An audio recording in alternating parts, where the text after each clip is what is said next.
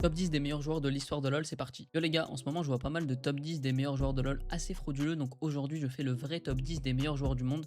Et si vous n'êtes pas d'accord, c'est que vous connaissez pas LoL. Déjà je vous dis, me parlez pas des vieux joueurs qui jouent en saison 1, saison 2 qui ont arrêté au bout d'un an. Pareil, il y en a trop qui sont matrixés par les joueurs européens, donc je vous le dis d'avance, il n'y aura aucun joueur européen dans ce top 10. Avant de rentrer dans le top 10, j'ai mis des mentions honorables à certains joueurs. Donc on retrouve Caps, Peanut, Madlife et Beryl. C'est tous d'excellents joueurs, ils ont marqué leur époque, mais je peux pas les mettre plus haut. À la 10e position, on commence avec Showmaker, les gars. Il était considéré comme un des meilleurs joueurs du monde à son prime. Il a failli remporter les Worlds 2 fois d'affilée. Même si en ce moment c'est plus trop ça, il mérite sa place. Ensuite, à la 9e position, Uzi, un des joueurs les plus surcotés de l'histoire. J'ai vu beaucoup de gens le mettre top 2, top 3 dans leur classement. En vrai, il a révolutionné son rôle, mais il a gagné que le MSI et la LPL. Il y en a beaucoup qui ont gagné les Worlds dans ce classement, donc il mérite pas d'aller plus haut. Et ensuite, on enchaîne avec un autre ADC, Gumayushi, le premier joueur de T1 de la liste. En vrai, il est juste très solide, il a gagné les Worlds 2 fois d'affilée. Même si sa carrière est encore jeune, il mérite sa place. Top 7, bon j'avoue, j'ai un peu triché, j'ai mis deux joueurs ex-aequo, deux junglers en plus, Canyon et Bengi. Bengi, à l'époque du prime de SKT T1, c'était incroyable, et Canyon qui a révolutionné son rôle.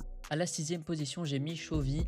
Bon là, je sais qu'il y en a qui seront pas d'accord. Il a le potentiel d'être l'un des meilleurs joueurs du monde, mais malheureusement, c'est un énorme choker. Au milieu de classement, Honor, encore un joueur T1 et c'est pas le dernier.